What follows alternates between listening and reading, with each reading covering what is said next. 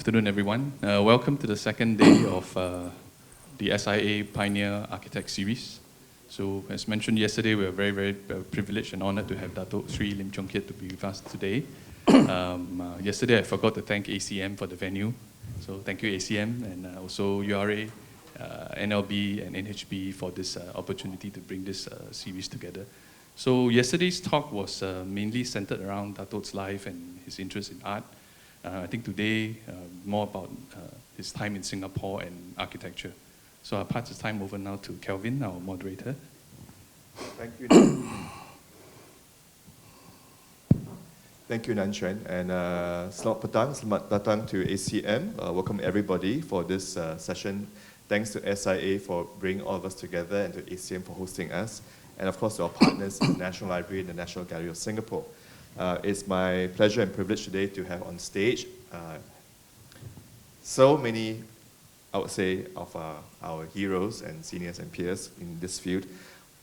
The point of us being here around Datuk Seri is quite simple. We are here to prompt and provoke him to share different aspects of the journey he's taken in Singapore in the field of architecture, planning, and design, and so on and so forth. So as we go along, Nan Chuan will be posing questions on the history of the institution, the development of SIA and the surrounding professional institutes. Of course, Raymond, being a long-term collaborator and well, team member with Datuk Seri, may wish us about share about the nature of practice in early Singapore. What was life like? What we were doing, and of course, Wing Hin. Friend and colleague, and now representing Docomomo Singapore, has his queries on the idea of modernism and modern heritage and its future. And of course, Adrian, you know what you're going to ask, right? Actually, gin tonic. Education. Okay. Because education is fundamental. How are architects educated, and any thoughts on how architects should be educated or how we should continue to educate ourselves as we go along. So, I think Datuk Seri needs no introduction. Agree?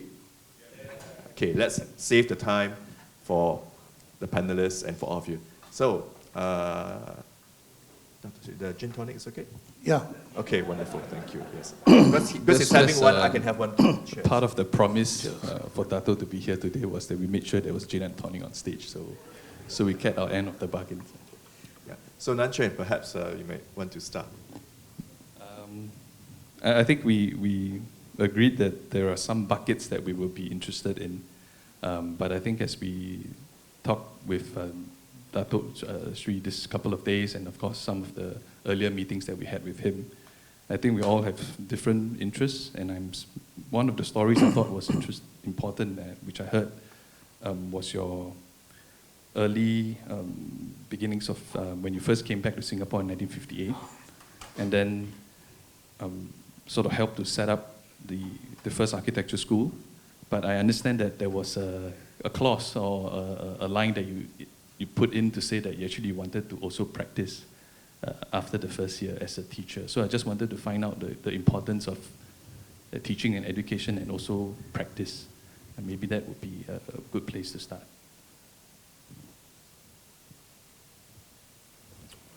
Over to you. So, yes.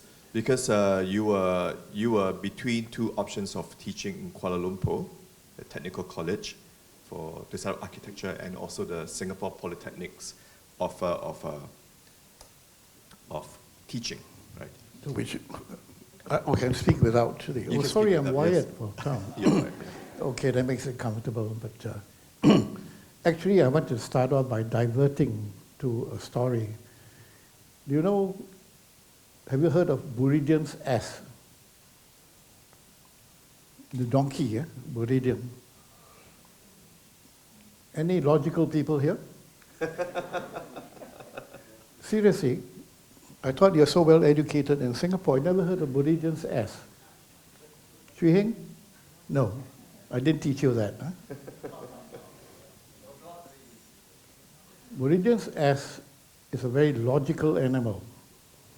So one day he was hungry, and it went to the field and saw two rice fields stacks of rice, and then being logical, saw that they were equidistant.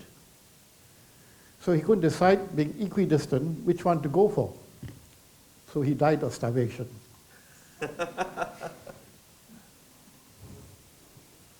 That was a gin tonic talking. Funny enough, in my life, I was actually programmed to be interested in education. And I did promise SIA to talk about the history of the SIA and the involvement we had with CAA, and which I became finally the chairman for the Board of Education of the CAA. And this is something which we should revisit, and is of some significance, where we address the whole Commonwealth scenario and therefore the international scenario. And it's against the background of trying to do our own thing in our own country. And today, you're really still up against imperialism. So can you create your own ethos, your own culture in our own country? So years ago, I actually also helped to give a talk on pioneering architecture in Singapore. But education was at the prime of this whole thing. And I was lucky enough to have enough background in this field before I came back. And funny enough, last night, somebody from the Harkness Foundation came to give me a bag to remind me that I was one of the first people to receive the Commonwealth Fellowship, which was 1957. And I have to repeat the story, which some of you may have heard. When I finished my architecture in Manchester, I wanted to go to the States. Actually, my professor wanted me to go to Rome, and in fact, enrolled me for the Rome Scholarship, the RIBA Rome Scholarship, which I had to take part. And I did it desultorily and lived in the RIBA building to do this on Lodge thing. But I had already won the Harkness Commonwealth Foundation Fellowship. So I took it very lightly, but to my surprise, I was one of the 4 first finalists in the Rome Fellowship. Anyway, the interviewees for the Commonwealth Fellowship were very civilized people. They made me so comfortable. They talked about, oh, you are not just a bookworm. You were the president of the Badminton Club of Manchester, and you did a lot of other things. And I'd like to just interpolate the then and now scenario. On our student budget, I was able to go in my second year, 1952, to the Helsinki Olympics. And I could go to Wimbledon and sit by the roads, the final site on a student budget. I could go to concerts, affordability, and so on. But today, it's not the same case. Why? Because commercialization and hyper-capitalism has taken place. In my 3rd year, I actually cycled to Italy. And I had won a scholarship, and I think we had 150 pounds. So for 2 weeks, I was able to cycle to Italy and back.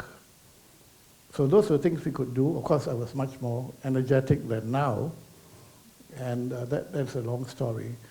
So anyway, the Harkness people, or rather than the Commonwealth people, made me so comfortable. They said, you applied to study comparative architectural education between the USA and Britain or Europe. And I said yes. And finally, I was placed in MIT, also by invitation of Jori Kepes, the great design representative, which resonated with me because when I was in Manchester, apart from being interested in folk architecture, I was interested in the Bauhaus. The Bauhaus and design aspect should actually be revived because design has also gone rotten today. And this is one of the aspects the schools of architecture must address. What is the basic of design? Which I think King Soon and Chui Hing will remember when I taught visual fundamentals in the Poly. I coined a very simple statement. Design consists of knowing what to leave out, not what to copy and add on. You must design, get it to the finest point of relevance. Anyway, they asked me, after seeing that I wanted to study architecture education, and they said, how would you go about setting up a school of architecture in your own country? And they made me so comfortable. We didn't have gin and tonic then. And I said, gentlemen, if I knew the answer, I wouldn't need your fellowship. So they gave me the fellowship anyway. That's how it happened.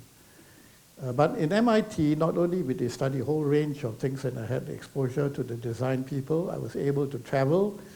And in the travel, actually I have 3,000 slides of American modern architecture of 1957, and also of Mexico. And on the way back, because of the reputation of the fellowship, we had an open door. So I hitchhiked to Taliesin and went up to meet Frank Lloyd Wright. At MIT, we were able to meet Gropius. He invited us to his house in Lincoln. These are the luck of the draw. And I like to say that I wasn't a groupie.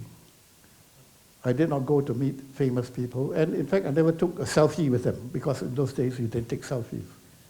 So it was a genuine relationship, and they were so benign. And the great days of the West was that these people were really prepared to help, but not today. So I was very lucky in that period. So, and the meeting with Wright, I will have to write about separately in my memoirs. And the meeting with Gropius, and a very interesting aftermath. And I forgot what I discussed with him until 2 years ago, somebody from the Gropius Museum in Berlin sent to Shirley Sturia in the M Plus Museum a letter that I wrote to Gropius. And I was surprised how cocky I was in that reply to him. And we were talking about Chinese architecture, about which I knew very little, except I just read the book by Seri. But they were tolerant and benign. But today, you should be lucky in meeting the international people who are benign as against the imperialists who are out to dominate you. So the search for your own, what I call endogenous solutions to culture, is the important search in education. If you're only doing derivatively, you're just a victim. And right now, I'm actually fighting imperialism in botany, in taxonomy, the errors made by many people, including their local stooges, who copy what the West says about botany. But I'm not so arrogant as to encroach into their area. I'm not going to tell them about roses or whatever it is, but I'm going to tell them about the species we have in our own country. And I went about it to go to the realism of learning plants. Again, fortunately, inspired by very interesting people like Ivan Polunin, who encouraged me to look at that. And if I divert to say, some people said, how come you're interested in palms? And my answer was, because I knew nothing about it. So you have to learn and search for yourself. And the other quote I made, because I also deal with students of botany, and I asked them, and they said, oh, no, we don't know because our teacher never told us. I said, you're stupid, you should learn yourself. Because the best students are better than the best teachers. At least they're better than the worst teachers. So that is, and lead me later, in the context of Bucky Fuller, I met somebody interested in Bucky, and the key book that Bucky wrote was called Education Automation. Now, I'm not a student of Bucky, I was his friend. And I cannot quote what's inside his books, except the ones that I collaborated with him on. But the titles are very indicative. So you have Education Automation, and his pivotal book was called Critical Path, followed by another book called Utopia or Oblivion. So the search for utopia is really one of the ideals of people in the finest areas of education and culture. You have to find your own utopia, not somebody else's utopia, or you're obliterated. The other book that he wrote, Critical Path, incidentally, he wanted it translated into Chinese. I hope it's done already, because it really has to do with sharing the world. And the great precept of Bucky is the world for you and me, as against the world for you or me. Now, in every field, how do you share? How do you share architecture? How do you share art? But if you're competing, that's a different ballgame. Bucky became a close friend and also visited Singapore, in fact stayed in Star Point, which I believe is now on an en-bloc thing. But he also stayed with me, also in my house in Bali. So we had this connection of Penang, Singapore, Bali connection with Bucky. And his last book, called Cosmography, was actually written when he was in Bellevue in Penang. So if you would like to come to Bellevue, you're most welcome, and Nan Chiang have been there. Our modest place compared to wealthy Singapore. So if you want to go back to basics and see what we can do, come to Penang. Shall I stop there and let you provoke me further? Provoke you further, wow. I would say that perhaps you raised this point about how or why we should be interested or curious about the world, right? And I think very often these days in the pursuit of professionalism or specialization, we are quite mono-minded and perhaps we have blinkers.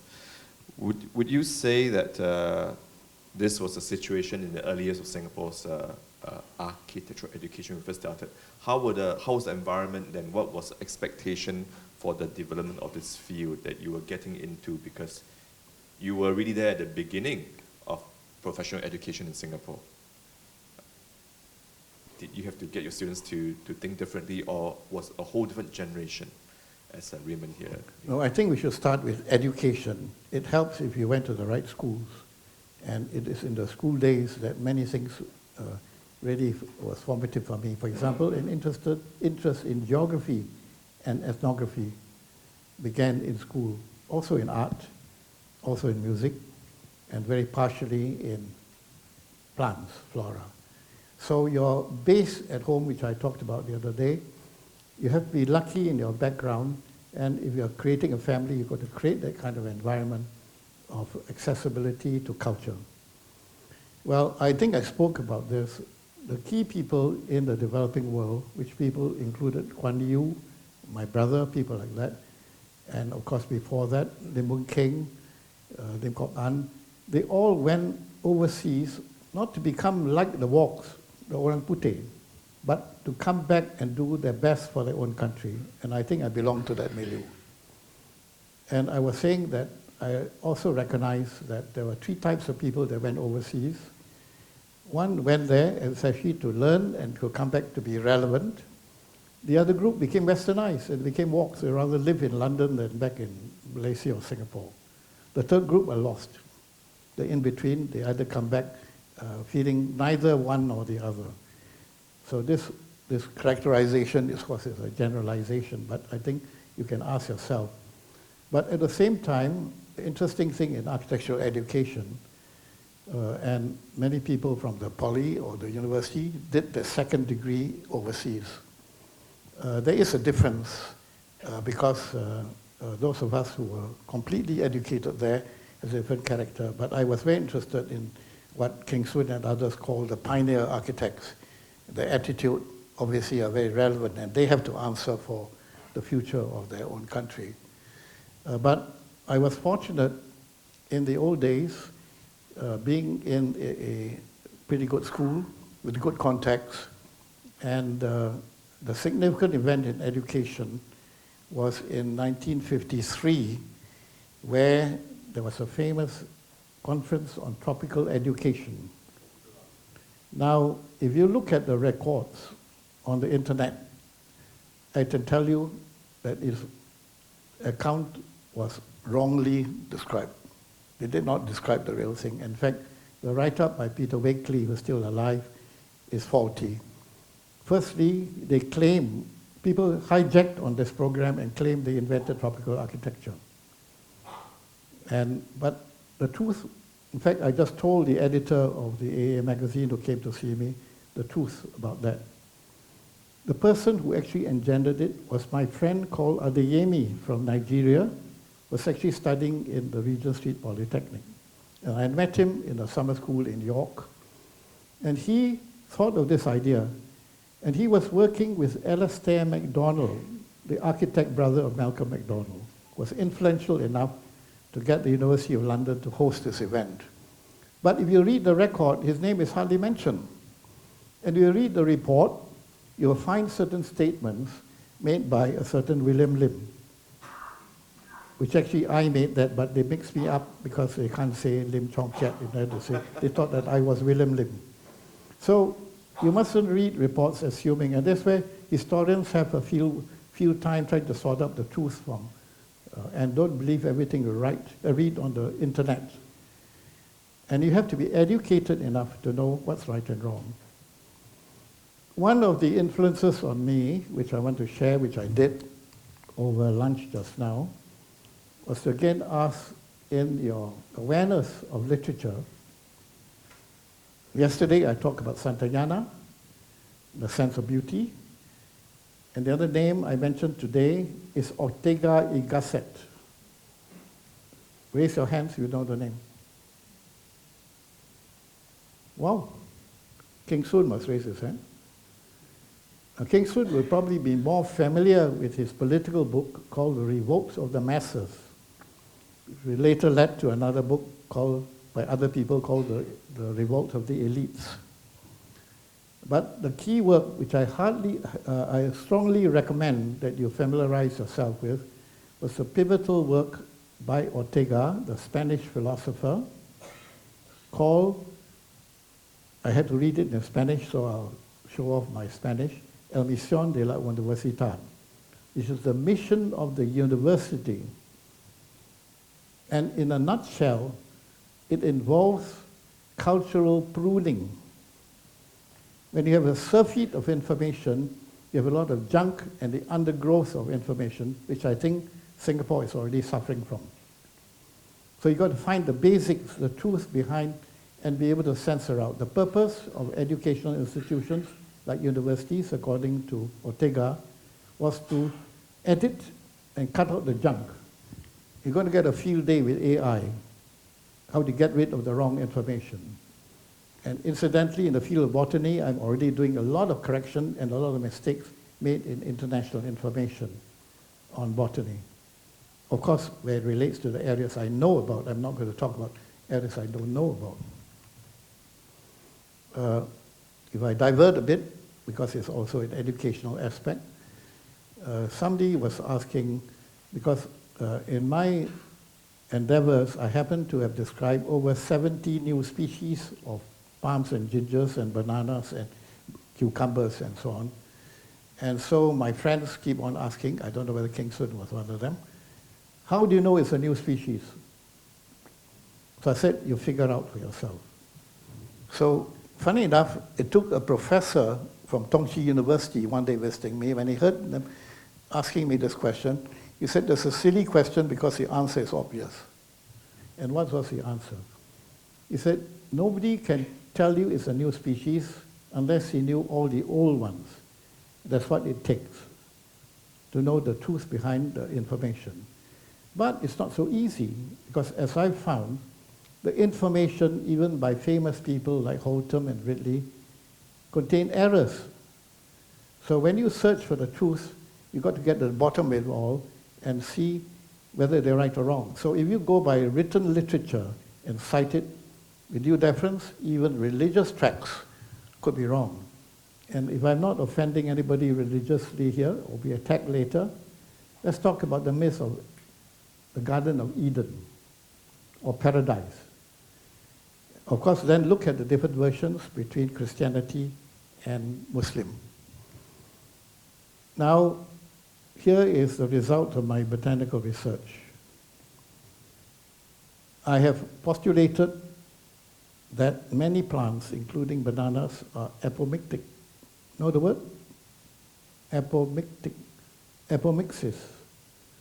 It means creation without pollination. And in the process, we found that the origin of most species are female. So we all began as the offsprings of Amazons, until one day, by apparition, they produce a male. So the original was probably hermaphroditic, but largely female. If that is the case, Eve could not have come from Adam's rib, but Adam could have come from Eve's rib. Should I get back to basics? Back to basics, perhaps I will ask Adrian. I mean, I think we're all fascinated by the things that Datuk draw into what is architecture and what's relevant and what's cultural. And on this trip, he dropped on us a new term. Maybe we can hear from him a bit about intergenerational cultural transference index, where he's talking about how, as a society and in education, we really should not rely on the schools to teach our future generations, but it begins at home. The things that you expose your children to, whether it's art or geology or geography or anthropology, music. So can you tell us a bit about that before I ask you about school itself? That's actually a good question, because Raymond and I were talking about it just now. You have to be lucky in your background. Of course, you have the facility, and many people can get the right facilities for the information to be made available to their progeny. And funny enough, I coined the word when I gave I think there was a university convention of NUS, which I gave this talk at a conference hall. But at the same time, Raymond and I were talking about, you're not doing it to mold your children, but they have to find out themselves. And we referred to a novel I read when I was young by Howard Spring called My Son, My Son. How many of you know the book? Librarians can source it out, probably still available on the internet. Howard Spring, My Son, My Son. And it was about the frustration of a person who's trying to mold his son to be like him. The real message is that the best of children find their own way. And if you try to overmold your children, you may end up with disappointment, or you end up with funny clones. So I think that's the meaning of it. But of course, there's a difference in privilege. And one of the things I also learned was modesty. And although we were not really rich, I had enough endowment in my family, but I made sure in school that I never showed off. Because immediately if you showed off, you'd be hated by your friends. So most of my friends were people from all walks of life. And I used to play with them in the drains and so on. Of course, my father being a doctor did not know this. But I avoided him. So I learned how to avoid doctors. And touch wood, so far I don't go for medical checks. So I deprive them of any payments from me. By the way, COVID, are you all injected? You had to be, but I rejected it because I think it's a fraud. You don't need it. If you have enough sense and resistance. And also recently I discovered the real strength of traditional Chinese medicines, which is actually not a combative approach, but a curative approach to strengthen your resistance. I think Daniel knows all about that. Sorry? No, that's good. Yeah. You talked about avoiding your dad, but you also told us before that one of the key moments for you to be inspired to be an architect when you chose this vocation was discovering Falling Water by Frank Lloyd Wright. Could you tell us a bit about that, but also maybe some key figures from your journey, Penang Free School, University of Malaya, and then after that, Manchester University, and then MIT. Some kind of key figures at each moment, maybe if you can recall for us that produce the Datuk as we know. Are we going to have 2 more hours? Snippets, anecdotes. Indeed, I've actually spoken about this. In fact, I still keep the PowerPoints of the talk I did give here before with the images of how I was inspired. It was certainly an image of Falling Water that inspired me. And funny enough, as luck would have it, I finally got invited to stay in Falling Water by the son of Kaufman. And that's another story. But the reality was what shocked me. because, and that is also I've talked about, the danger of magazine images. The reality was actually quite different. Now, to begin with, you would never see that view from of the waterfall, because you had to go through the thing and climb down the river to take that photograph. Because the approach was from a bridge at the back, and I actually stayed in the guest house and as a guest of Edgar Kaufman Jr. And funny enough, I didn't really record the height. You know, the right buildings are supposed to be very low, and it was indeed low. But funny enough, most of the time I talked to him, we were talking about music. But he did tell me a lot of stories about the structural problems of that building, which I think they made a national monument, but they actually had to correct the errors because some of the structures were not correct. So I might as well tell you the story. You know, the cantilevers. Now, firstly, in the early days, you look at the image, you think that it is very, the style, sharp edge and so on, but it's not. All the balconies were rounded, and of course you never saw the color, the honey-colored brick stonework and so on. So the message which I actually talked about before, don't be deluded by photographs. Try to visit the actual building. And I think we also talked about Ron Sham, which I wrote in my thesis, and Rainey has been doing 3D models of Ron Sham. But you have to see the actuality and not by images alone. Although good models can tell you a lot, but the reality and experience of the space is everything.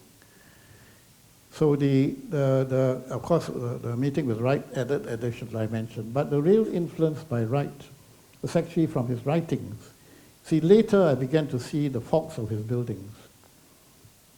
And let me divert. And when I met him, he was very courteous and very civilized. And also he spoke English, not American. And because his Welsh background. And incidentally, I don't know whether you know that Taliesin is a village in Wales, which I've visited on the way on one of my botanical trips. So he was very civilized, and we talked about many, many things which I have to record. And I shouldn't tell all the stories, but let's get to the basics. The structure,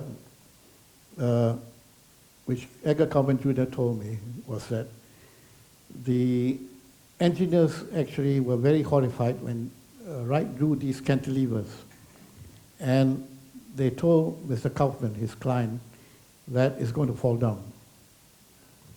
So, but they dare not tell Frank Lloyd Wright or his clerk of works. So they quietly reinforced the cantilevers with props below. So one day, Kaufman met Wright and asked Wright, I hope you don't mind we've improved your structure. And Frank Lloyd Wright said, oh, really? And brought them down to the waterfall, and they said, yeah, that's your column. And when they went nearby, they find that it was actually short by 6 inches because Wright had found out and told them to leave the last 6 inches. So his cantilevers were still standing up then. So these are kind of intimate stories. But I urge you to read his main book called An Autobiography. Is that known in the school? Do you have the copy? School of Architecture? An Autobiography by Frank Lloyd Wright. He was very outspoken, so he was actually disliked by many of the commercial architects whom he called stencilists, copycats, plagiarists. And that was the beginning of his idea of integrity. You had to be innovative yourself. And he lambasted them. In fact, he called them, he said that you're all prostitutes. But his approach, and interesting 2 words, which I actually had lectured about, people may not remember it, was to talk about creativity, the search for style, as against stylism. The integrity of everybody's creativity must culminate in something creative that is a personal style, not a copycat of a movement of stylists. You can call it postmodern, brutalist, or whatever it is. That was the inspiration of Wright, to discover style for yourself relevant to. But let's be frank, not everybody can be creative. And in the discussions with Bucky, we actually analyzed a state of human biodiversity. And you can divide any group of people into the good, the bad, and the ugly, or the mediocre. Now this has an interesting relevance to the scenario between then and now. And as we were talking with Raymond, in the days when we practiced, we were so lucky. Of course, the fact that we won competitions helped, but in my practice, we were not trying to be commercial. And I like to, and I use the word, remember, vocation as against profession. We were practicing a vocation. By luck, the clients wanted us. We didn't have to lobby in my whole practice until later in the Malaysian context. We never lobbied for any work. In fact, a lot of those works are stolen from us by other lobbyists later. But we had enough on our plate in the early days. So you have to have that kind of fortunate opportunity. But what I want to say about proliferation, and here now, let's move into the history of SIA, shall we? When we came back, the profession was still part of the British system of registration. You have the Part 1 and Part 3 architects who were draftsmen allowed to become quasi-architects. And I think the SIA should study the history of early architects, amongst which the most well-trained was Ng Keng Siang, who went to Bartlett. A lot of other people, and all those names that you must now record. O Kong Yew and Son, led Ho Kok Ho, Ho Kok Ying, all those other people, including Jimmy Lim, Jimmy Chung's. So all those early architects, whether they were Part 1 or Part 3, who did work in Singapore must be recorded. And they were battling against the Western colonial architects like Swan and McLaren, Palm and Turner, and so on. And so they got the leftovers. Most of the jobs immediately went to the colonial. Now the colonialism in opportunity went on to our day. Because, for example, who was invited to do the planning for Jurong Town Hall, Jurong Town? You remember, planners? Who was invited to do Jurong after we did the town hall? It was a town hall without a town. Who was invited to do Jurong? No answer? Where are the historians? Chiken. And who was invited to do the University of Singapore campus? You see, because the Western people, the high commissioners, were there to get jobs for the boys. And that's before our own project managers started to look at the magazines and said, why do we not bring in this famous name instead of using local architects? But it began, let's take the case of Jurong, because it's history. Do you know the name? Keng Soon? The person invited was Sir Hugh Wilson, the president of the RIBA. And he came when we invited and formed the CAA in Singapore at a meeting which I hosted at the National Library. But when they came here, the British High Commission were lobbying for them to get jobs. So he was appointed to do the master plan for Jurong, which probably was never followed anyway. So they're all self-interest. Of course, later big names, you must have so-and-so doing funny buildings with funny cantilevers. Up to you to name them. Raymond knows about Moshe Shabde better, and recently when they did the Iron Art Museum, they asked him to talk about Bucky Fuller, which he knew nothing about Bucky, but he talked anyway. I actually never met him, but I remember when we were in a housing board, he was famous for doing Habitat, the construction in Montreal for this so-called low-cost housing. And then I remember meeting people and analyzing the so-called low-cost house, very fancy structures. And the cost of their low-cost building at the time where the exchanges were more or less similar was 3 times that of the low-cost houses we were building in Singapore. So they're actually big names. And then I also want to talk about big names. Who's on top? Do you do it, become to be famous? Because that's a rat race. But in the old days, we did not have to do that. We did our best. So that is the difference between then and now. Raymond, any thought about this, about big names, etc.? Because you were there also at the beginning with Datuk Sri, the development of Singapore, right? And I suppose, how did you get to work for Datuk Sri? Can you hear me? Yes. I started working with Datuk at a very early age, about 25, where I graduated from University of New South Wales, came back, asked for an interview, then my father said, look, this is a very good firm. It was called Malayan Architects Co-Partnership at the time. So I went in, and he disappointed me. He wasn't there. So he said, come for another interview. The next interview came, I went there, and he came in, looked at my drawings, when can you start? That was that easy. Can you hear, King Soon? Can't hear. He was very good at drawing shadows. Can you hear me? Ah, good. So he said, look, you can start work now. And at the time, it was MAC, Malayan Architects Co-Partnership. So he straight away packed me up to the KL. So KL was, I went to KL, started work. And we were doing some very interesting projects at the time. The town board, Petaling Jaya, and I did some housing in Kuantan for our partner Lim Chong Keat, and also a clubhouse. And then suddenly, there was a big commotion, Singapore-Malaysia split. So my mother called me up and said, you better come back. The fellows are stocking up parangs. So I took the night train back to Singapore, and I started working for a while in MAC Singapore. And suddenly, there was no MAC. And there was a big, I was totally lost. What's happened?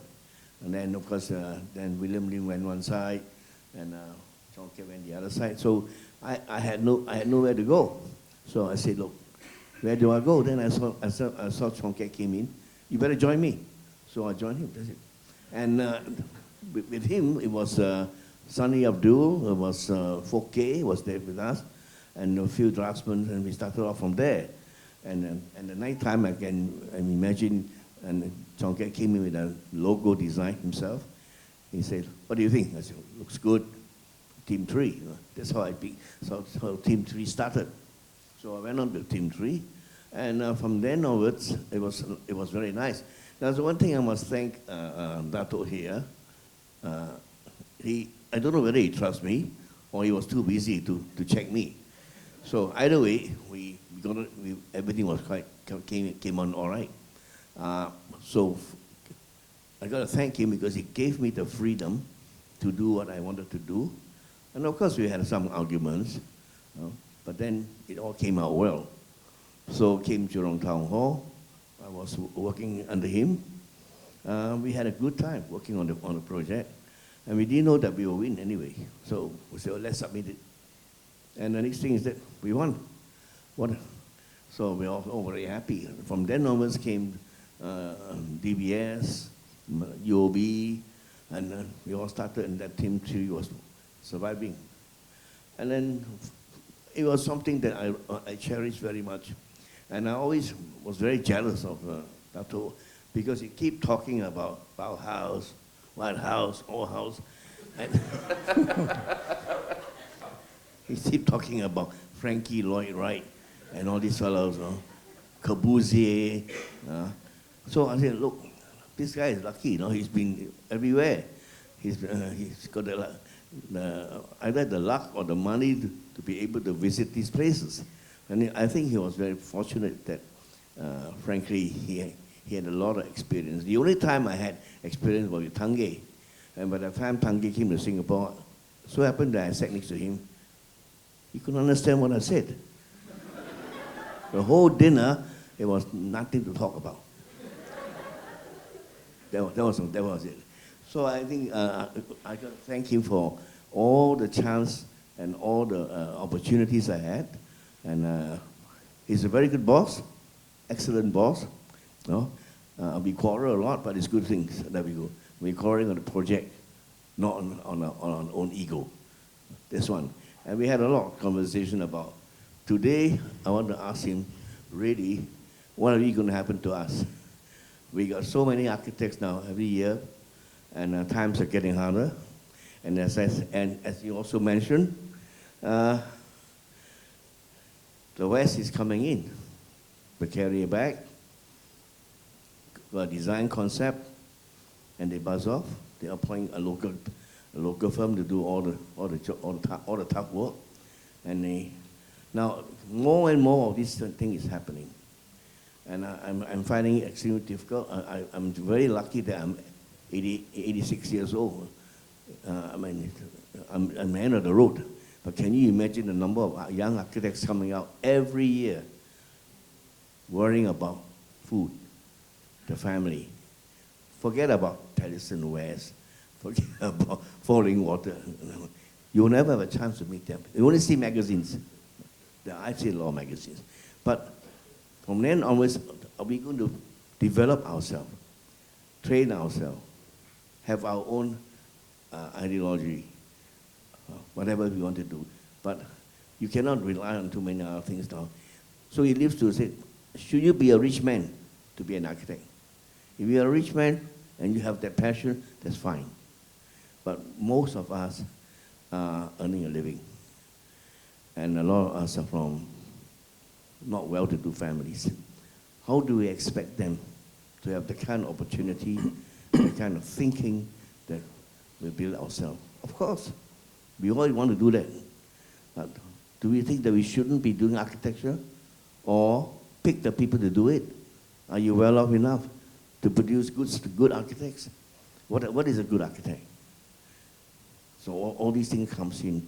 I think Datuk went through that, and he was from a different era. Today, it's almost gone to the hyenas. But perhaps that's the question you want to pose to Datuk. Yeah. What should we do now with young architects? What are we going to do now? Maybe that response before I was ask. going to talk more about Raymond, but firstly, I didn't finish my point about proliferation. In the early days, when we were practicing, the number of good, bad, and ugly architects were few. So the good prevailed because also there were good clients. But when you multiply that by 1,000, the good are swamped by the bad and the ugly. And that's actually what's happening in every field. So, and not only the competition, the rat race meant that people forget to understand the values that motivated the good. So the schools of architecture must find that motivation or find something. In fact, if you look at even architectural schools all around the country, and this we actually surveyed when I was chairman of Board of Education, the number of people who go to an architecture program that never practice. They became writers and of course historians. They became other things. They became film producers, even fashion designers and so on. Or they married rich people's daughters or sons, the other way around. Well, Raymond was an unusual person, and many things I had forgotten because I did not know what happened when he went to KL and worked with my other partners then. But he was an excellent renderer, and the competition drawing for Jurong Town Hall, he did all the wonderful projections, as I say, good at drawing shadows. But he was so into the language of the Jurong Town Hall that when the Science Center competition came about, he won, actually expressing the iconography of Jurong Town Hall. Whereas we were second place, and this morning we also talk about looking at competition entries, because you should not only look at the winner, you should look at the other entries to see the context. So this applied to the National Theatre, the Conference Hall, and many other designs. We also talk about our competing design for the War Memorial and the PUB building. But the Science Center entry by Team 3 was completely different from the Town Hall. and it was a high-tech solution. And from didactic purposes, it could be looked at to see that you don't necessarily invent something and just stick to it. You can still innovate. Now we have to divert later to talk about creativity. The fact remains that not everyone can be creative, but you can learn to be useful within the context and be honest. So later, I will have to be provoked again to talk about Baki, because the key word that he expresses is integrity. Be real. Being real, and let's talk about some of the real projects that have been realized in the past decades. And Wing Hin, I believe you are curious about the future of such real projects. Before we talk about ask Dr. Sri about the future, I want to actually maybe look at perspective. Comparing the colonial era skyline of Singapore along Collyer Quay with Lufton Building, Union Building, Hong Kong, Shanghai Bank, all their neo-classical cloaks. We look at the post-65 skyline along Shenton Way and Loch Aya Basin. It is such a big difference, right, in architectural expression, the scale, the ambition. You have on one hand the SCHTUH, that's Singapore Conference Hall, Trade Union's House. You have the MSA building, which I think many have forgotten, but it once was an outstanding building. You have the DBS Tower, right? So in quick succession, in the first decade of Singapore's independence, these buildings came out and it kind of symbolized the aspiration and can-do spirit in the time of great uncertainty, right? So I would like to ask Dr. Sri to maybe share with us a little bit your thoughts on the creation of this landscape, and in particular your role as a planner with the state and city planning. I think also another body that not many have memory of today, and also as architects of some of these pioneering landmarks. Who did this horrible building? Because frankly, what has happened to the DBS is a story that has to be examined and do a post-mortem on. How could it have happened? Because it shows that the planning department had no more control. And the big business clients could get away with horrible things like that. But we're going to restore it by models and so on. And the other day, Siu Hong, who worked on it, was also part of that story. And certainly, the historic period when Shenton Way was new and the sort of skyline, compared to what is happening in the skyline of Singapore today, I'm not sure. I feel like Rip Van Winkle when I come back.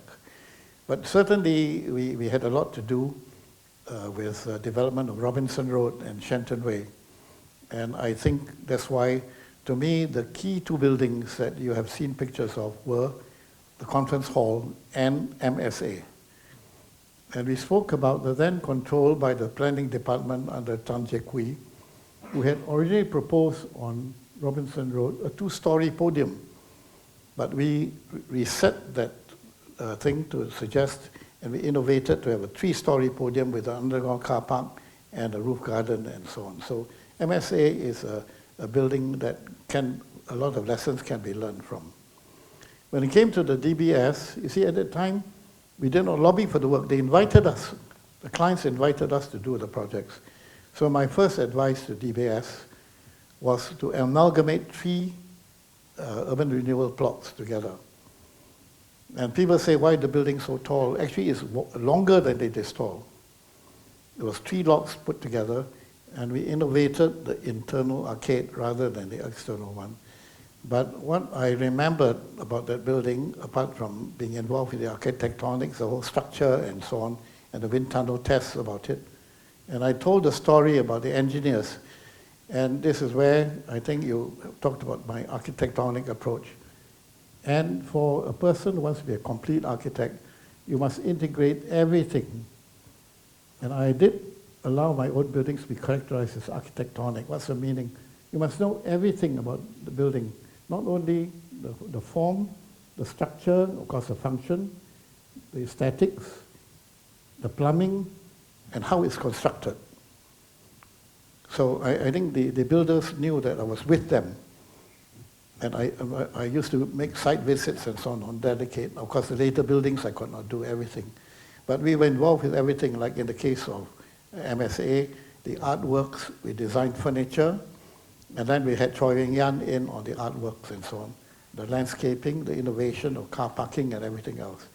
In the case of UOB, we're involved with everything, including the artworks and the design of carpets and everything else. So those were the great days where the clients trusted us. But what went wrong? The entry of stupid property managers who tried to control the consultants. Are you suffering from them today? Any property managers around here? They're hiding. They dare not raise their hands. I will divert to OCBC, which had a property manager called Gosin Tup, who was actually a writer. And he was one of the first, I remember, who was actually involved in bringing in Pei and other people. He said, why do we need these local architects? We have these great names. And they started looking at architectural magazines. Why haven't we invited this big name to come in here? So in a sense, the DBS was one of the last of the locally engendered contemporary buildings of an urban scale that we could do. And we had a funny guy, the properties manager, his name has the same initials as Yun Chi, Y.C. Wong. But he was the horrible Y.C. Wong, not the nice Y.C. Wong.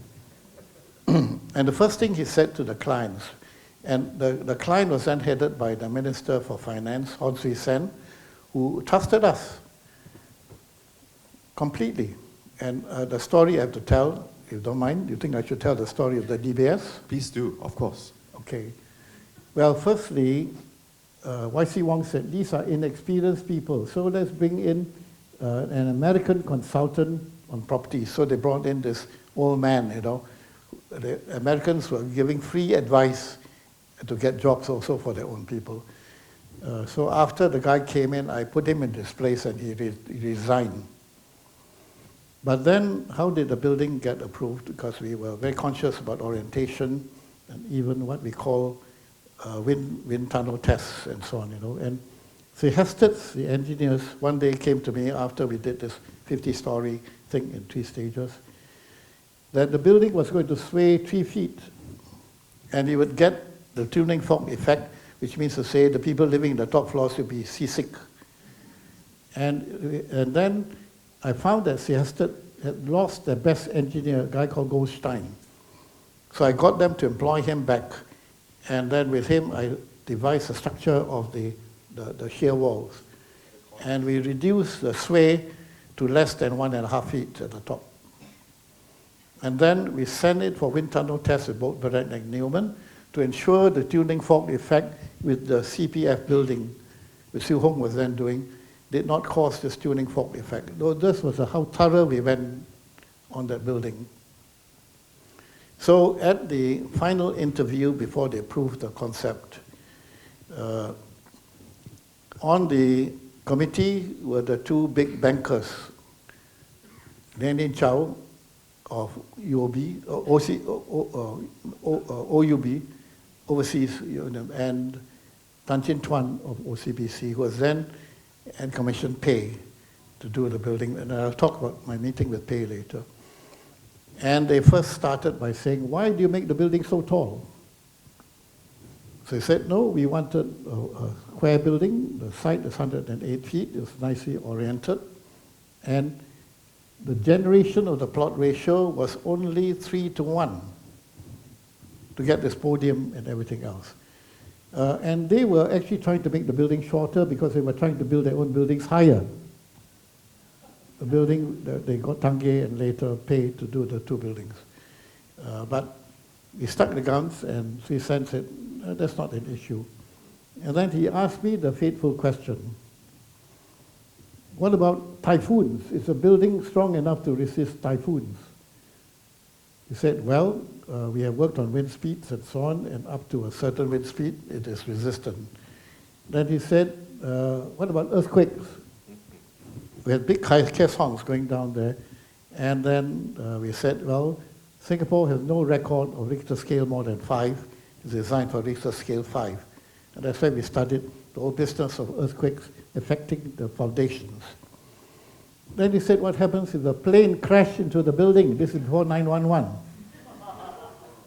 And I said, depends on the size of the plane. I said, okay with a small plane. Then he said, what happens if all three happen at the same time? So I said, the building will fall down, of course.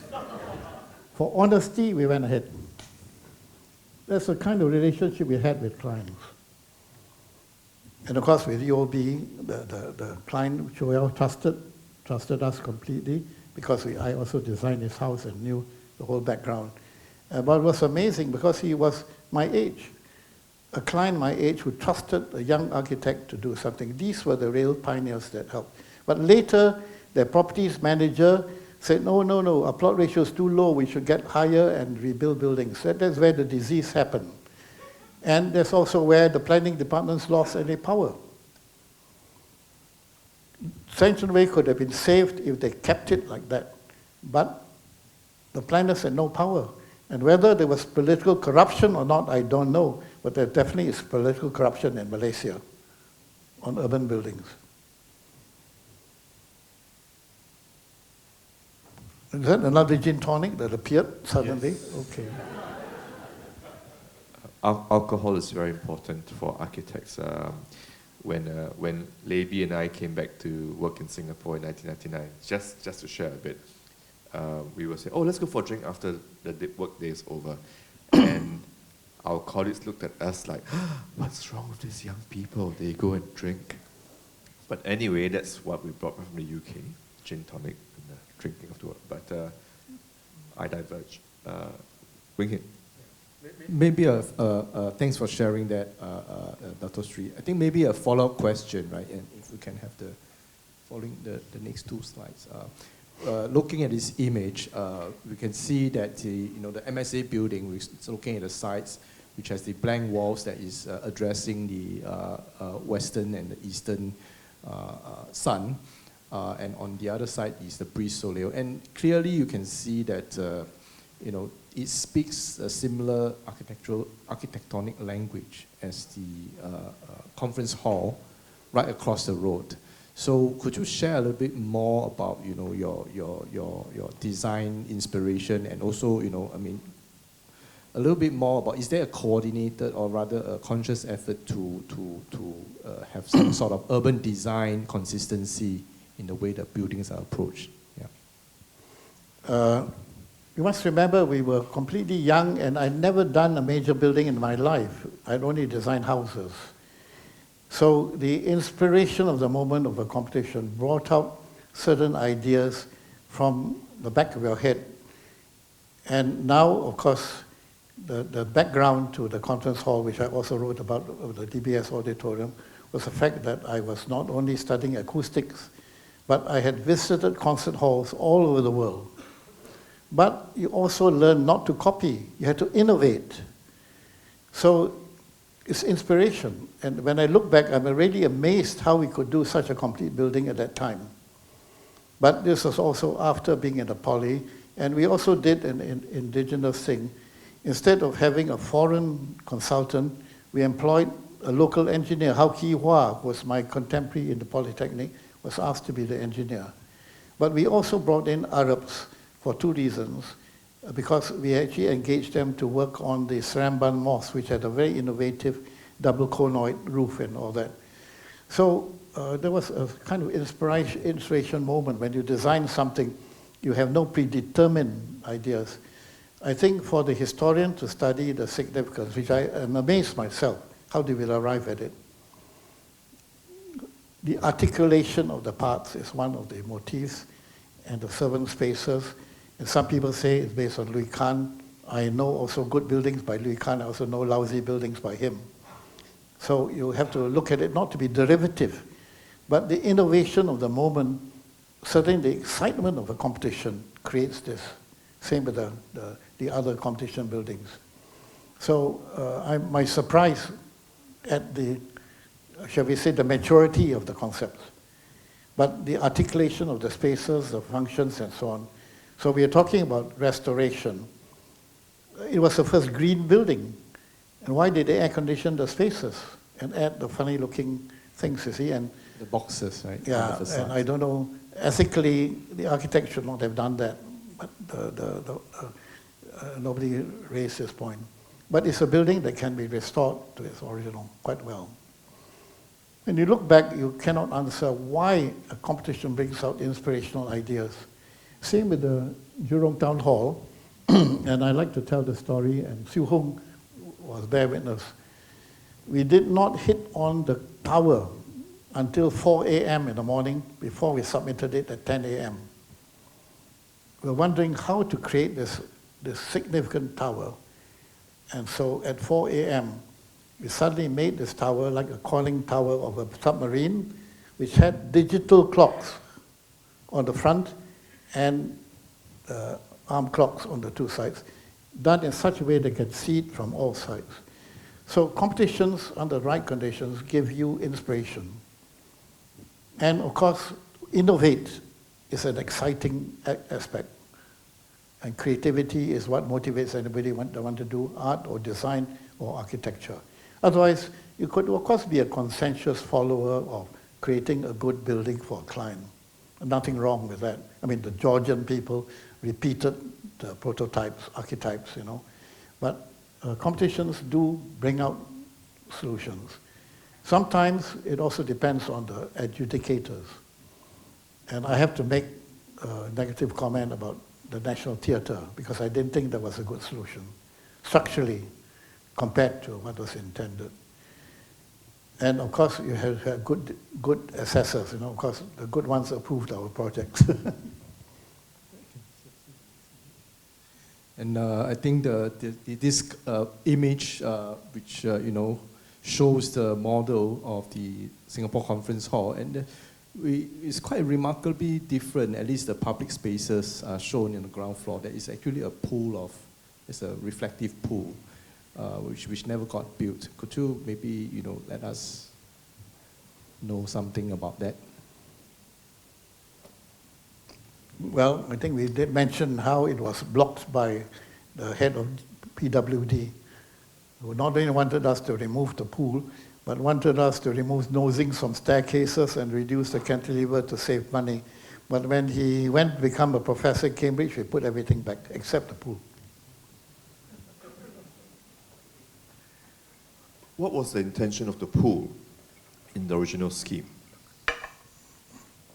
Symbolic, I suppose, that reflectivity is one of the ideas. But I also designed a stabile in the front, which Catherine showed the other day, a piece of sculpture that you can walk around.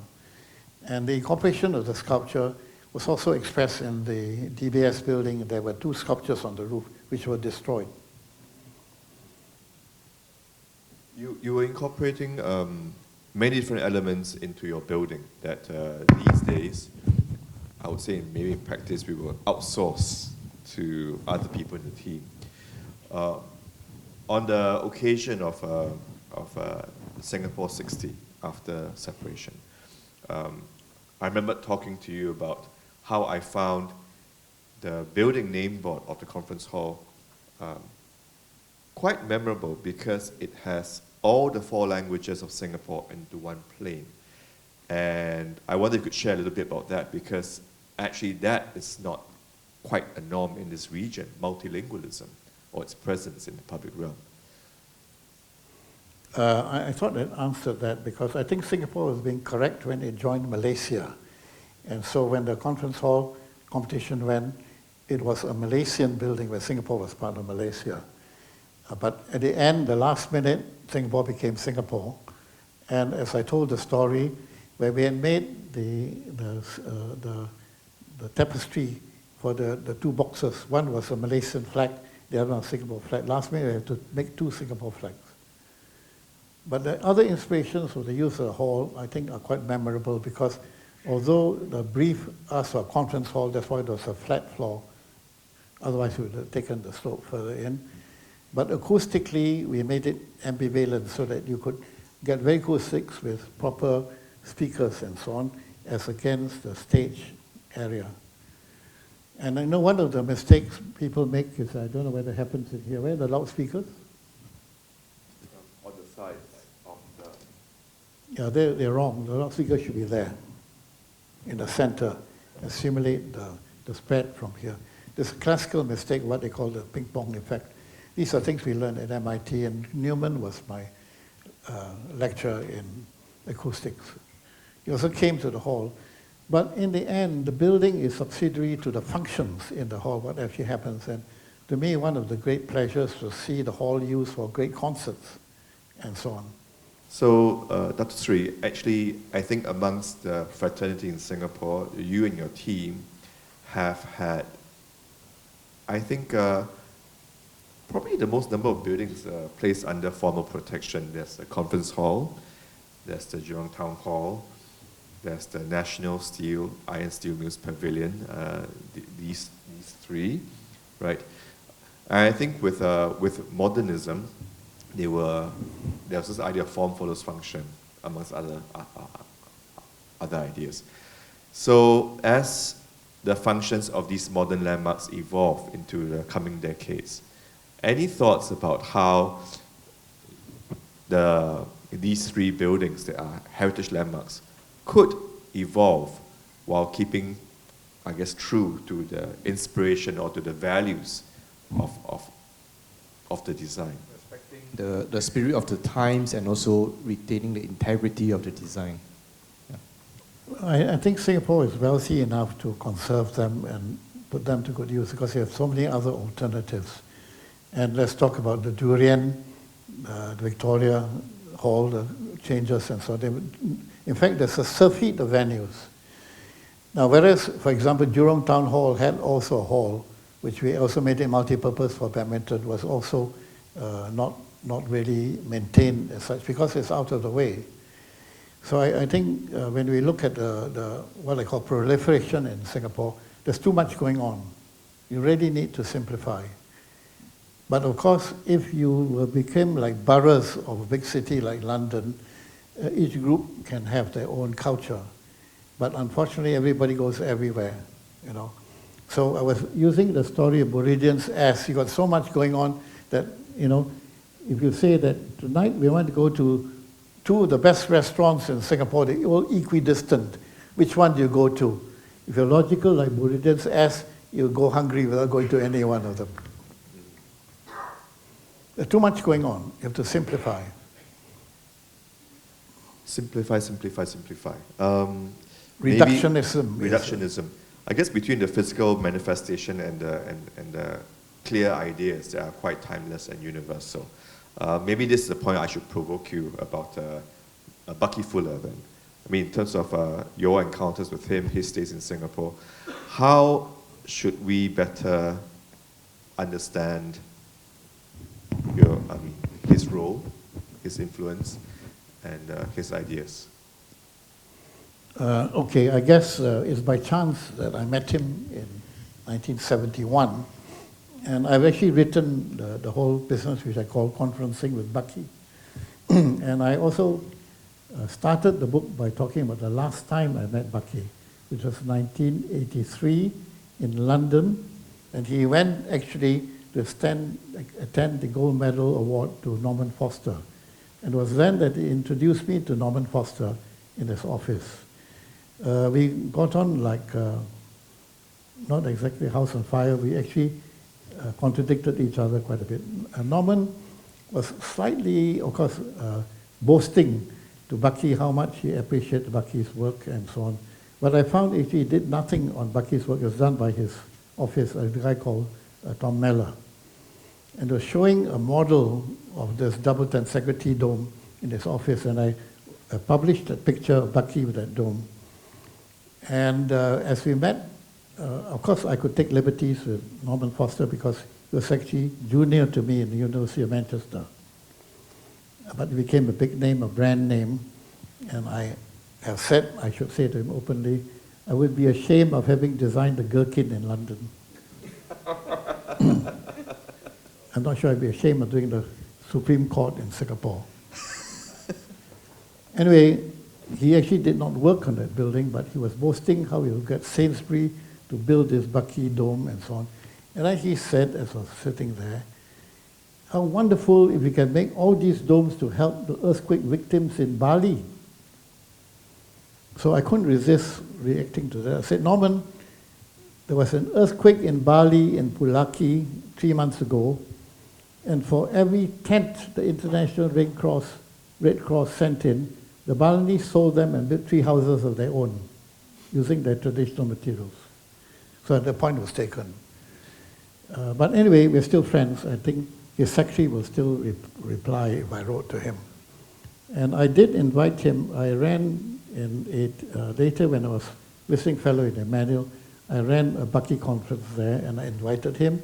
I also invited Harry Kroto, the Nobel Prize winner with Smalley and the other third person, that designed the isotype called Bucky fullerene, which is also called Bucky balls, which is actually a very important isotype in chemistry.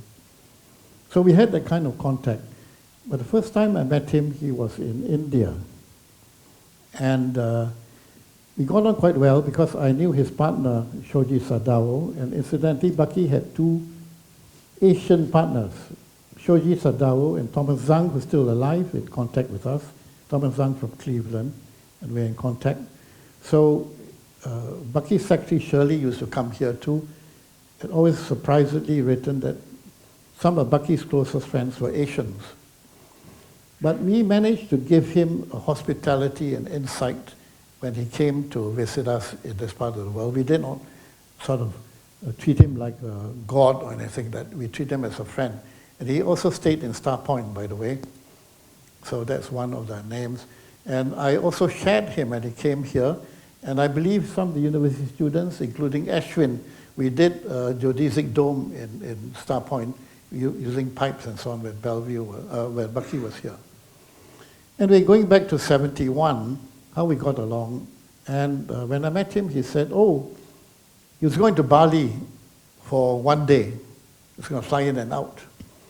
And he said he had postponed his trip before. He was actually there to work on the Nehru Memorial Lecture and also trying to get a job to build an airport with Shoji Sadao. They didn't succeed. And he said he was going to Bali because he deferred his trip because he had expected to go there with a lady called Rosa Covarrubias, who was the widow of the writer and artist called Miguel Covarrubias, who did the wonderful book called The Island of Bali. Any of you interested in Bali, if you haven't read this book, you better prepare that. Have you read it? The Island of Bali by Miguel Covarrubias. And it's part of the accident in my life. I said, hey, Rosa. She said, yeah, Rosa died. I said, that's why she never replied to my letter. I met Rosa Covarrubias in 1957, and she invited me to Mexico City, and I stayed with her. And these were the hospitality of those people. So Rosa, the widow of Covarrubias, had also done films on Bali and so on. And funny enough, in her biography by Adriana Williams, there's a mention of my correspondence with her. So these are the accidental contacts with names which are real. Anyway, I said to Bucky, how can you go to Bali for 1 day? You better stay 2 days, and I'll go with you. And then that's what happened. And then I said, well, you must stop in Singapore, and we want to get a talk. So I got hold of Chandra Mohan. We immediately invited him to do a lecture. So it was scheduled for us coming back from Bali. So I went with him to Bali, where we got my friends, the artists, to make the integrity models in bamboo, which was shown on TV. So when I brought him back to Singapore TV, Chandra said, hey, why are you dressed? I said, why should I be dressed? I said, you're supposed to interview Bucky. So they dolled me up, I didn't have a coat, and make up, lipstick even put on my face to interview Bucky. So that was the one which we have recorded. But years later, we did the second one with him. So he had that Singapore connection. But I shared him, he stayed in Star Point, and also brought him to UOB, where that sculpture we did, the scale, and then we did a children's bank thing using the geodesics. So we're introducing geodesics. And of course, at that time, I invited him to do the big dome in Kompta in Penang. And then, just as a postscript, I designed the memorial to him in Bangkok, Swan Long Dome.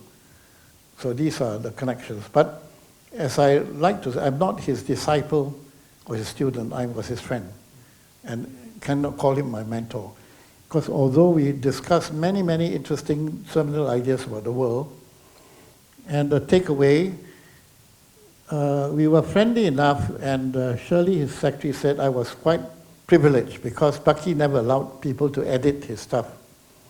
But when I published the Synergetics folio with him, which I like to repeat actually, maybe you guys like to help publish it, he had written a wonderful humanist article because he's essentially a global humanist rather than a technocrat.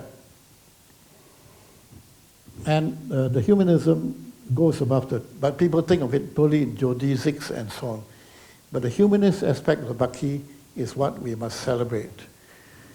Anyway, the book was called Synergetics Folio, and he'd written an article called Humans in the Universe, which I said to Bucky, well, what do you mean by that? So he allowed me to write the subtitle. The subtitle was From Selfishness to Synergetics and Sufficiency. And the big message that we must take away is, let's get away from wastage, extravagance, vanity. That is part of the message. And in that book, he cited Kipling from the poem L'Ennui. Kipling, by the way, people think of his imperialist, but he's actually a great philosopher. And like Malthus also talk about humanity, and at the business of East is East and West is West, people quote only that halfway, but actually the complete quotation is East is East and West is West, until two great men at heaven's gate reconcile things. And he also cited Kipling very simply on the purpose of work, that at best we should work neither for money nor for fame. That's the essential of Bucky. And his great takeaway is to work for the betterment of the world to be shared, the world for you and me, as against the world for you or me. So, can we eschew selfishness, vanity, extravagance, and clean up Singapore? I think these are really, really profound questions, and that all of us must reflect on. And I mean, personally, I'm quite struck by the fact that various people have stayed and visited Star Point. I mean, back you mentioned that Bucky Fuller stayed there. I actually have a personal memory of Star Point where many years ago, I think Datuk Sri, when you were interviewed for a documentary, Building Dreams, the interview was conducted in the house, the two-story house. That I was quite amazed by the geometry and how the circulation adapted to the hexagonal form. Right? So with the news of its announced sale, actually the sale just went through. The news was released last night, to a new education facility. What are your? I mean, can you elucidate, some of the design thinking that went into the Star Point and also the house itself? Yeah. Well, I would not interfere with the economics or the commercial aspects. It's up to the owners and so on, I actually had divested the house some time ago. So when you divest something, its fate is left to whoever owned it, and so on. So I would not interfere with whatever the buyers want to do. But as we say, the best we can look at the aspects of it by models and so on. And funny enough, as I was saying, when I heard about it, I tried to recreate the building in my head, and I found I had forgotten, so I had to look at the plans again. And what did I end up by saying? I can design a better improvement of that building. But the architectonics are there. Structurally, we had an engineer called Wong. The structure is too heavy. And in fact, Bucky was very kind when he stayed there. His idea of Dymaxion buildings is economy. And he usually embarrasses an architect by saying, do you know the weight of your building? And he never asked me that question, because the building is too heavy. So what did I do for the last few nights? I redesigned that same geometry with a better structure. It can be done. So that's the basis of design improvement. Don't try to just stymie the past, you know. So good luck to the developer, good luck to their consultants. But the memory remains, you can't take away that. We have a lot of photographs of Bucky living in there. And I'll tell a story that has to do with music. I think Rainey will be interested. One day, you know, Bucky had hearing aids, you know. So he said, I said, Bucky, would you like to listen to some music? What is your favorite? And he said to me, you decide. So I brought him into the study so that it was soundproof, he could not be interfered by traffic noise, you know. So I said, are you sure you want me to choose? And what was the piece of music which I shared with Bucky Fuller? Do you want to guess? No. The Voices of Silence, that is usually quiet. So I played for him the Schubert Quintet in C, recording by the Pratt thing with Casals. I said, hey, that's my favorite. And not only that, he knew Casals. So we played Schubert Quintet in C. If you've never heard of that, you people better hear it because it's one of the greatest pieces of music, particularly the second movement. So that's a kind of sharing that we had, and we appreciated that. But another aspect of Bucky was his actually son-in-law. Robert Snyder did documentaries on Casals, on Michelangelo, and on Bucky. So those tapes are still available. And I met Robert Snyder to talk about the problems having to do with a cult called EST, Est. And that's another long story. Anyway, the music one I think is interesting. So the humanist thing. And then the other one is this. One day, one of the lecturers from the university, my good friend, David Gibbons, now married to Helena Todd, whose son, by the way, was martyred in Timor. Muhammad Hajj was murdered by the police there. Small world. And when I introduced Gibbons to Bucky, he says, oh, you are just a technician, you know, a soulless technocrat, just thinking of sort of mechanistic solutions, you know. And you know what Bucky did? He recited a poem which moved. It was called Truly Yours. So Bucky recited his poem, and David Gibbons was in tears. So despite the technocracy of his solutions, the geodesics, the humanistic aspect, so should be remembered as a global humanist. And I like to think that inspiration, I wish I can share. So geodesics, a lot of people, and I don't want to embarrass King soon because he's also done geodesic domes, but even a few months ago, I had a visit from 15 University of Idaho in America who came to do a study tour of Malaysia, and their professor was actually somebody from China. So it was a Chinese professor teaching in the University of Idaho. And then I asked them, you're Americans, have you heard of Bucky Fuller? Half of them only knew the name. So a prophet in their own country is not known to them. Then we talked, so I gave them a lecture on geodesics on the spot with actual things. So that's what we also did with that geodesic dome. We actually built another one in the front. But we make a nice model of, and then maybe I like to design a better version of Starpoint. Okay, any clients want to commission me? I can work with any of you. I think that's one of the dilemmas about buildings that we have created in the past decades, right? Between the original, improvements, future, memory, people. But perhaps at this point, given that we've got half an hour more to the evening, at least for this part, while the gin tonics are still flowing, we could open the session to the floor and invite questions, comments, etc. But please do introduce yourselves and keep your question concise so we have more time. Yes? We've got to get the speaker to you, or you can come up to the front.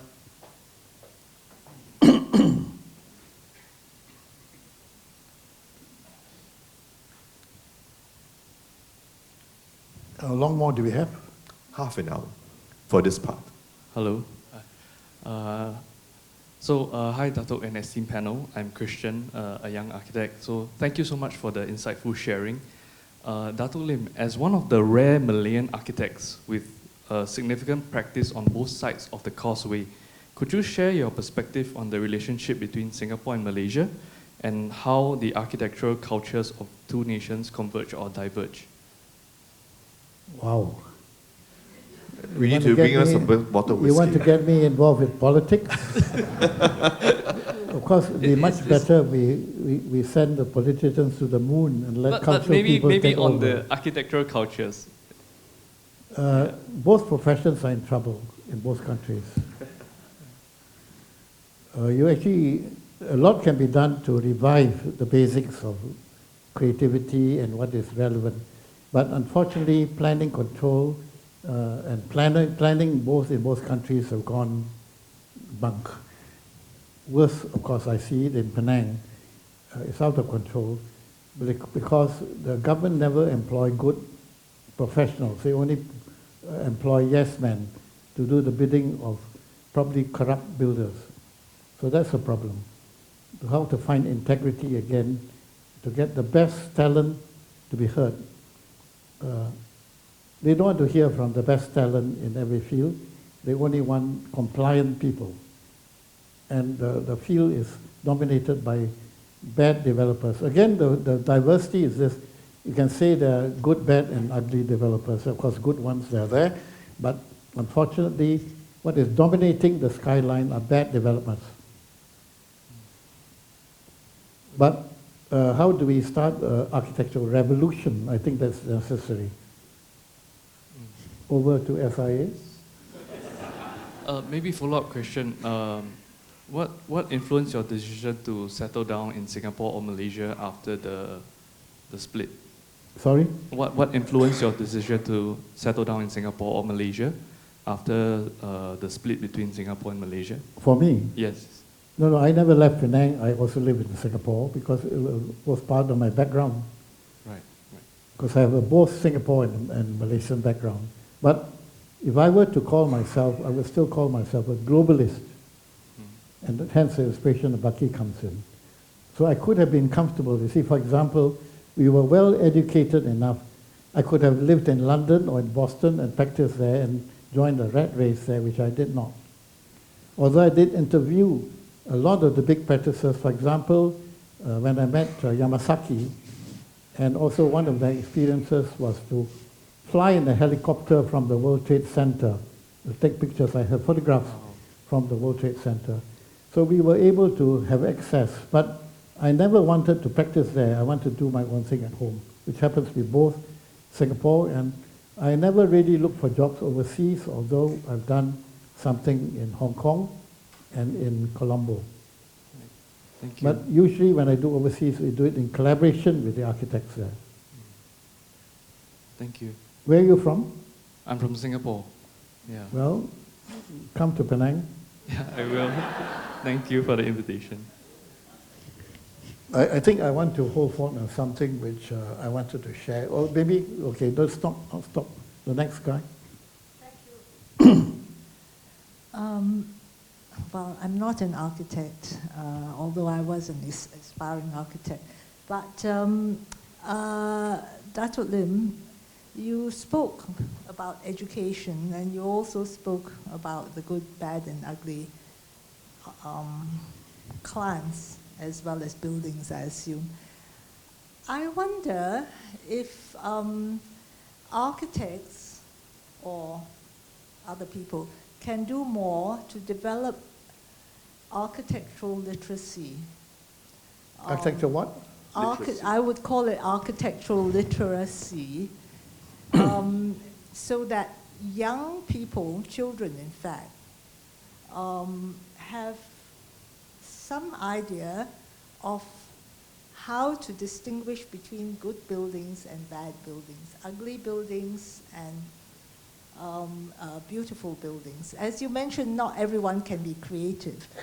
Like, not everyone can be a professional musician, but we can, I believe, and Renee believes, that we can all appreciate music. And I think we can all appreciate good architecture if exposed to it when young. From what you say, Singapore is in a bit of a mess. So how do we expose young people to the good bits? I would think this is a question for SIA as well. It's a big question, but the answer lies in that biodiversity thing, that first you find good teachers. And unfortunately, there are good, bad, and ugly teachers. You know, when I came to the Polytechnic, the head was a guy called David Vickery. He came from a technical college. And in those days, and even in Cambridge, before you're allowed to teach, you have to do the course of how to teach. So he used to sit and watch how teachers taught, and they had to, in the case of Cambridge, you have to enter a course how to teach. But he found that I was a natural. But not only was I natural, because I had also done teaching in Boston. So it's your experience. So you'll be lucky to find good teachers. One day, when I was chairman of education in the Commonwealth, we looked at the schools, and the deterioration is the proliferation of bad teachers. So good ones get lost. So leadership, I think a separate post-mortem, or rather investigation, should be made on NUS. So I don't know whether the new dean is here, but I wish him all the best. Every generation has to regenerate. You cannot work on the old. But at the same time, there are some iconic ideas like the Bauhaus.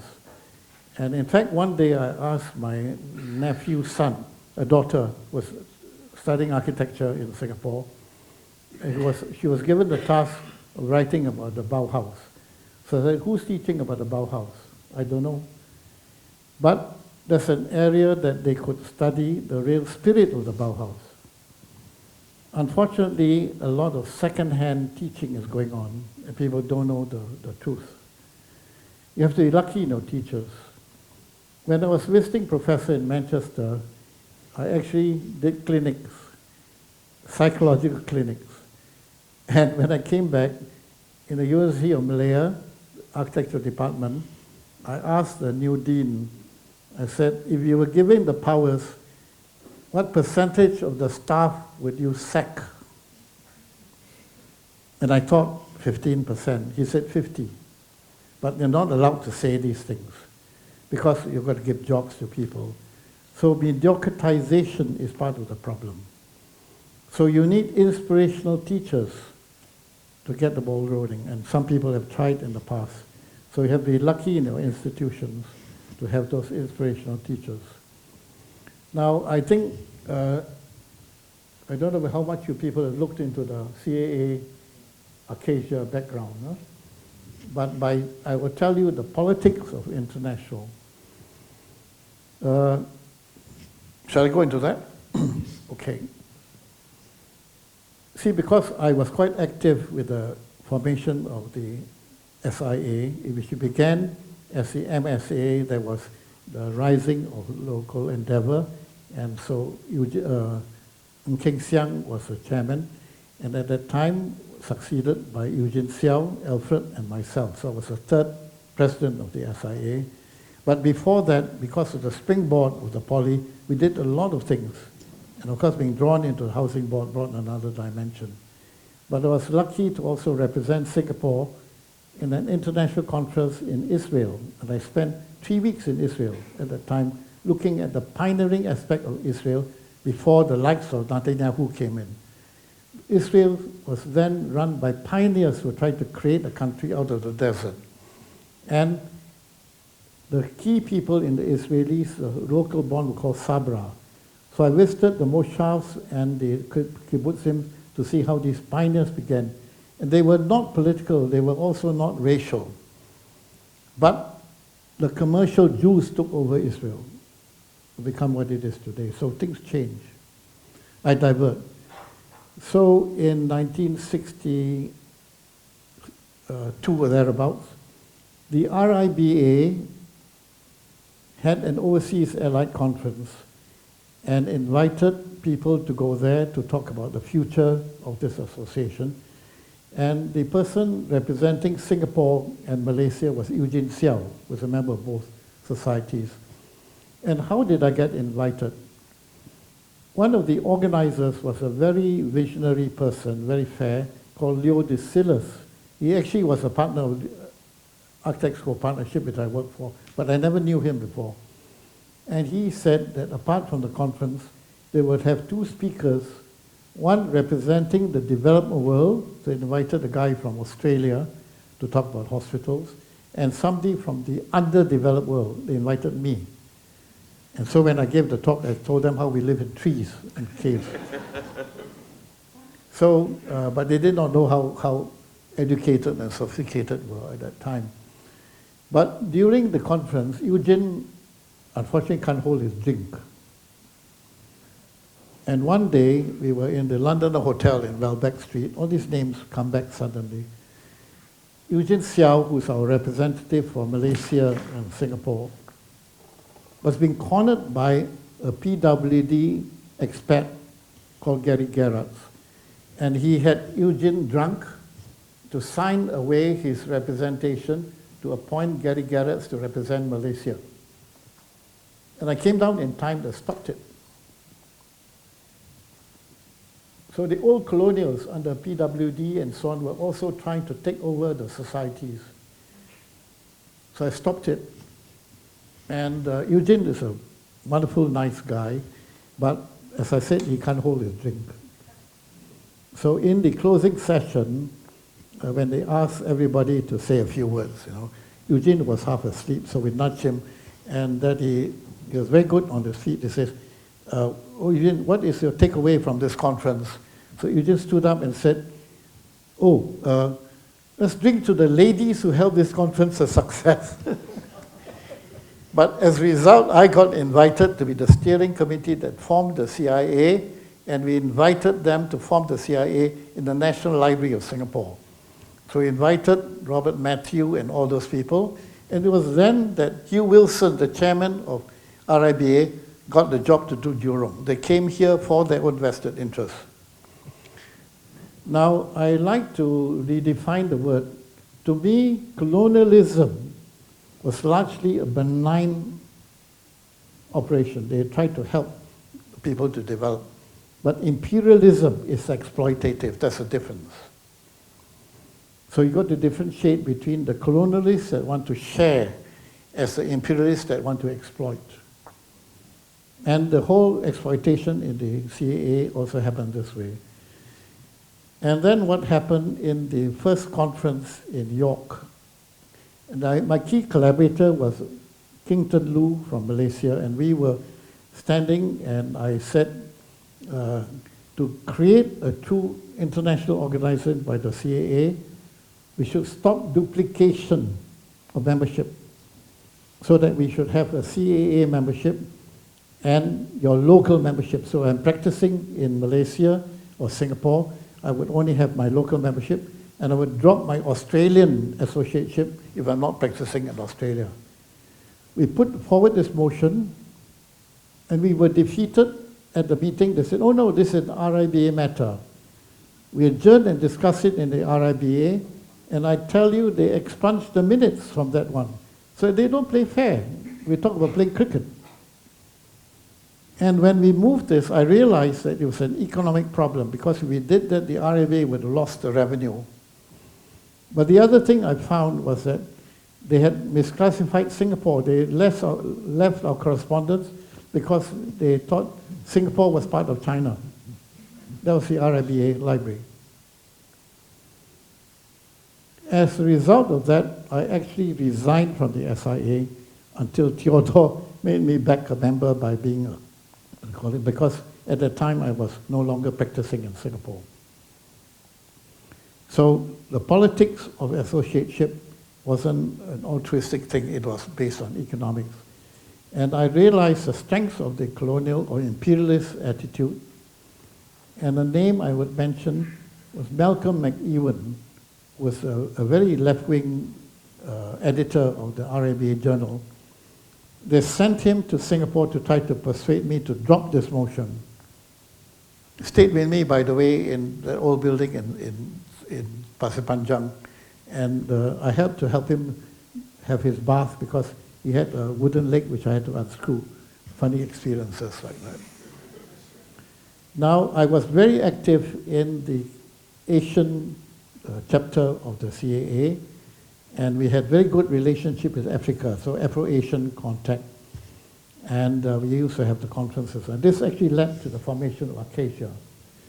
But before that, one of the key functions of the CAA was the Board of Architectural Education, which was chaired by Peter Johnson from Sydney University. And when his term was coming up, both the African and Asian region nominated me to succeed him. So we flew to Sydney for this conference. And the secretary, a guy called Tom Watson, was really a hack man, asked me, oh, when am I leaving? So I said, yeah, actually I want to go to Tahiti, so I'll leave a bit earlier. And he postponed the election for the day after I was leaving. But I changed my flight. And so I was elected. And the politics was like this. And even my good friend Neil Smith from London, from Scotland, after I was elected, said, oh, Lim, do you mind deferring your acceptance of this role?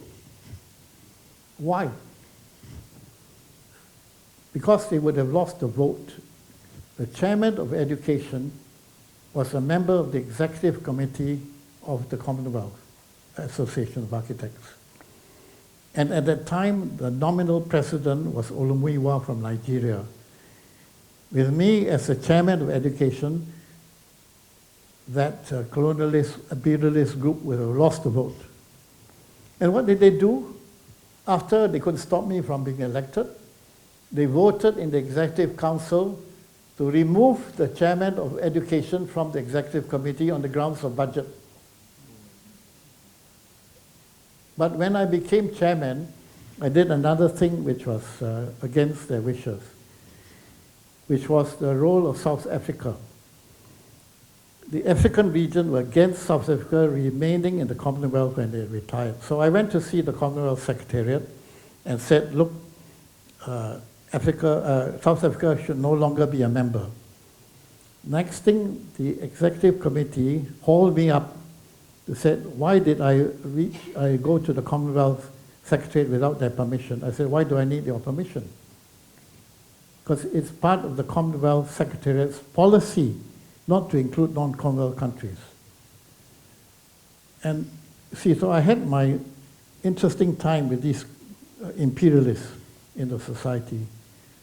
So don't think they play fair.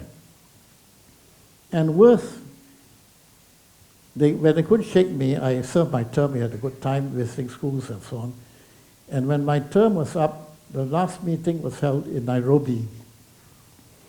And during that meeting, the last meeting of the thing, the next president of the CAA would have been Selvaratnam from Sri Lanka. And again, they saw that they would have lost their vote in the executive committee. So what did they do? Illegally, the CAA deferred the appointment of a new president and reconfirmed the outgoing president from Canada to continue for another term without notice. So don't think they play fair. Now, we are not against the West because we know we're great friends there, but be careful of that other gang, the mediocrities which are ruining relationships. Anyway, that I've written about, but we can take it up. But the fight for your own integrity in education is a great challenge. So I'm glad that question was coming up. You have to create good schools in our own country. But you have to get good teachers. And that the purpose of a good education is to be a useful person for society as a whole, not just me and I, right? Well, I think we have room for one final question from the audience. Oh, gosh, tough one too. Well, both then, and then Datuk Sri can decide who he wants to answer, which question he wants to answer. Hello, I'm Joseph Lau. When I was doing my fourth year architecture, I went to see you, consulted you, and I was doing this World Trade Center. Among other things, what I remember most is you told me in future we don't have to go to a shopping center to do shopping, and you will be watching TV. Of course, the TV is actually today is the internet. So when internet came to pass, I said, well, this is, Chong Keat is a great visionary. So my question to you is, can you share with us in the next 50 years, what would be the next innovation? Of course, we are all talking about AI. So in particular, AI versus AI in architecture. So will we be robotic architects doing mechanical computational architecture, or will we be done away by AI? Thank you. Will you still be alive in 50 years? Make your own solutions. I think AI is certainly a threat to thinking and originality, and it's already making too many mistakes. And some silly interference, I'm trying to write an email, they're trying to tell me how to write the next sentence, taking away my initiative. It should be rejected. But all these guys trying to capitalize on it, like Elon Musk and so on, reject AI. Go for real intelligence. Why be artificial? Yes, and you. My name is... The errors in information is, that's why I go back to what I said about the mission of the university. Go for the truth yourself. Never be second-hand. Yeah, my name is Joseph also. I did raise a question yesterday, what is the first project you designed, which is the Tam Pen Nam house in Binjai Park. Now the question is, if you were to choose one of the buildings that you have designed, which one and why? The simple answer is the next one.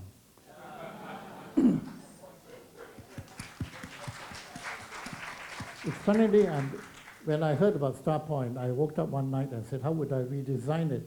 So I went about redesigning Star Point to make it better, the house, because I'm still a designer at heart. I think that's something I wanted to add on. What was it now? The gin tonic is wearing me out now.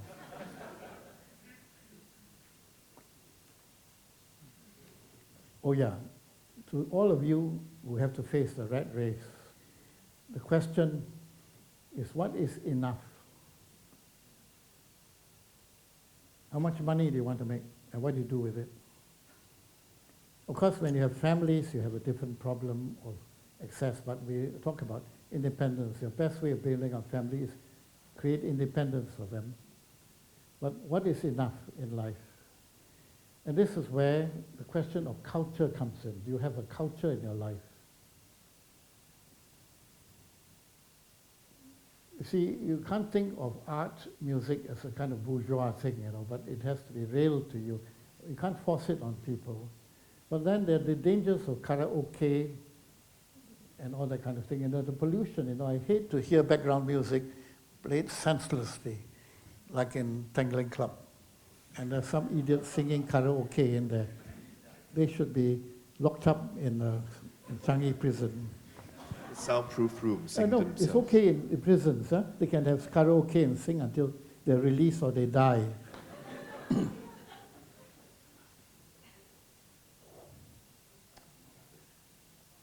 guess that's a good question for all of us. What is enough for each of us as individuals, as families, as communities, as nations, and as humanity? I think with that, Nan Chuan, may I have your permission? Datuk Sri, may I have your permission to call this part of the evening to a pause? I say a pause and not a stop because, as you say, your best buildings next one, I think the next conversation will be even better. So let us give a round of appreciation to Datuk Sri and all our panelists.